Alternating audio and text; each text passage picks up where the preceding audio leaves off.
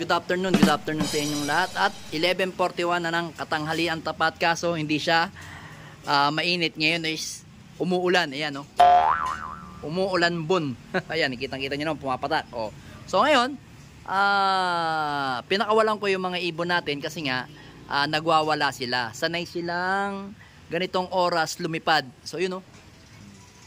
Dami nila. So ang ibon natin kasi sanay lumipad dyan ng mga 11. Tapos kumakain minsan mga 11:30 hanggang alas 12. Yun ang kainan ng mga ibon natin. Pero ngayon talagang ano yun, no? Sipag nila rumonda, kanina pa yan. Siguro na 30 minutes na. Pero pag ano, katanghalian tapat, talagang ano yan. Pag pinakulang ko ng mga 10:30, 10:40, tagal niyan. May kasama pala silang ano, puti. So ayan mga kabel, talagang tag-ulan ngayon. Wala tayong magagawa pagka ganyan yung race natin. So ngayon, dalawang club na ata nag-cancel, PUF ata tsaka ano. Hindi, ang PUF pala last lap na ng Santa Ana Cagayan by Friday. So ang nag-cancel is yung pare. Tapos yung BBC nag-release kanina ata sa Moncada. Hindi ako nagsakay kasi nga medyo masama panahon. Kasi sanay na naman yung ibon natin na si Rigor, kaya hindi ko na sinakay. So dito mga abel, you know, ganda ng ronda nila. So dito mga abel, ayan, no. Dito sa ating ibon, pasensya na, talagang medyo madumi. Malangaw ngayon, no. Pagpalabas nga pala tayo dito sa ibon natin, ayan, no. Red bar yan sigurado. Anak yan ni Pula at saka ni Peter B. Tapos yung isa checkered, ayan, no. Gandang mga ibon, young bird. So second clutch nga to, pero pinasitter natin kay Victoria's Secret at saka kay Litar. Then dito yun nga, etong ibon natin na si Press Peter is ipaparis natin dito kay Saldi Garcia natin. Ayan, oh. Yung matanda nating ibon, si Peter Lambe, ayan, oh. Lalaruin lang natin unang egg, tatapon natin kasi ayaw ko na talaga ng unang egg. Ayan. Then dito naman, ayan, sineperate ko na si Peter Lapot, ayan, oh. Ito yung kanyang anak, ayan. Then dito naman, ayan, nakapagpapisa na tayo kay Peter kay Peter at saka kay Pula. Ayan. Pan third clutch, yan. Sila pipisa niyan mga abel. Bali, yun nga. Tingnan natin kung makapagpalabas ulit tayo ng Pula sa mga yan. Then dito yung anak naman ni Peter, na Miss Peter, ayan, oh. Tsaka ni Inbreed Vandenbroek, ayan. Sineperate ko na kasi mga ilang araw na lang ililipat natin sila sa flyer. Then eto yung mga ibon natin, yun nga, oh. Talagang naiinis ako sa mga sa mga ibon ko ngayon, sa mga palabas ko kasi may mga bulutong. Oh no! Ang hapde, oh. Ang gaganda pa namang ibon. Pero di bale, tuyo na yan mga abel, oh. Okay na yan. Malakas naman silang kumain at malakas silang subuan. Hindi naman sila nangangayayat. Ayan, oh, kita nyo. Bulutong is life. Ayan, oh. Ganda naman yan, oh. Konti na lang yan. White flight pa naman yung isa. Pero itong mga to, wala. Then dito naman sa mga ano natin, ayan, yung mga flyer natin dito, ayan, oh. Ito nyo naman, oh, ayan, kinis-linis pa rin sila. Kahit na smash. Ayan.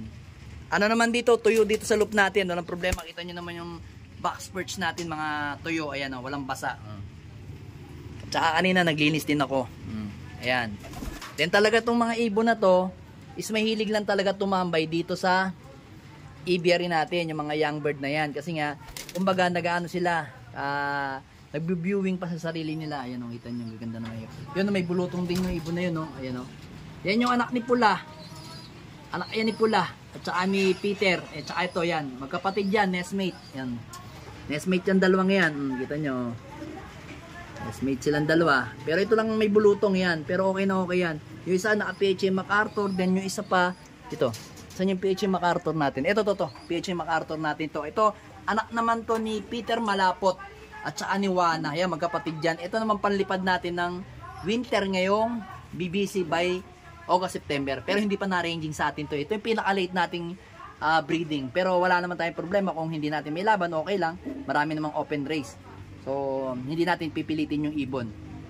Pero by ano yan, June katapusan, July, August, hahato na sa ronda yan. Makakahabol pa siguro. Tingnan natin Yung iba kasi mostly ano mga south na dito. Ito, south na rin to, gandang tindig oh. Anak ni Litarian at saka ni Victoria's Secret. Ito nyo. Dito ka dito. Doon sa kabila. Yan. Yan, ito naman is anak din ni Pula. Yan oh. Yan yung anak ni Pula na may pasok na Arandok. Jansen Arandok, Jansen President. Ayan oh. Line breeding, yung mga abel. Hen siya, hen. Na-young bird din siya ng BBC. Kaso nga lang, para sa akin, gagawin ko na lang siyang stock bird. Hindi ko na siya ilalaban mga abel. Kasi, ito lang yung bloodline natin na, or bloodline nga natin na Arandok. Yan. Nag-iisa lang to. Pero yung nanay niya nasa atin. Gagawin kong pangsalang to sa Peter ko at saka sa Jansen President ko. So, ipangla-line breeding ko siya mga abel. Kasi andito yung nanay niya, si Pula. So, yung mga matatapos o mananalo mga kapatid ng lahi ni Pula, yan, pwede natin siyang ibangga dito. Yan, magandang ibon yan mga abel, no? Solid yan. Then dito naman, ayan, no? So, ito is lahi naman ni Dugyot, mga abel, yan, no? Lahi ni Dugyot yan at ni Peter. Halos mga Peter yung mga ibon na ito lang pala hindi Peter. Ito, ano to Victor to Victoria's Secret tsaka Litar So, ito, lahi ito ni dito. Ito lahi ito ni Jansen Press. Ay hindi, tama, Jansen Press na inbreed Vandenbroek na may pasok na JM, may pasok na JM to, yan. Lahi ng mga JM natin yan. JM na inbreed Vandenbroek. So, yan nga yung mga pan-south nating iba. Yan yung dalawa, nagpapakabasa talaga dito, wala tayong magagawa. Yan yung talagang nila. Gusto nila, yan White light tong isa pero maraming bulutong mga kabelo. Pero napakagandang ibon yan Yan. Sana lang. Tingnan natin kung anong gagawin nila. Itong isa, naka-PHA MacArthur pero naka-BBC. Ito naka-PUF. Separated sila ng liliparan. So yung young bird nga natin ng BBC is 7. Tapos ang young bird natin ng PUF South is 10. Nagparami tayo talaga ng ng ibon sa south kasi magandang labanan. So ayun, meron pa rin tayong bisita. Ayun si Miss Kurokotok, ayun tutuka-tuka sa ilalim natin. Yan, dalawa sila Hindi na masyado mailap sa atin yan kasi kabisado na tayo Yan. So yan lang yung update sa mga ibon natin mga abel. Talagang naronda pa yung ibon natin hanggang ngayon. Talagang sila ayan dami nila ranging sila ng ranging. Ayan. Kahit tag-ulan, nagre-ranging, ibig sabihin malakas yung ng ibon natin, stamina. So wala pa nga tayong binibigay dyan. Yan, ang dami nila So yun, titingnan natin kung anong oras sila bababa. Talagang maulan, basang-basa ako, kararating din lang namin kanina, mga alas 10 siguro. So yun, may natawag sa atin and yun lang yung update ko sa inyo.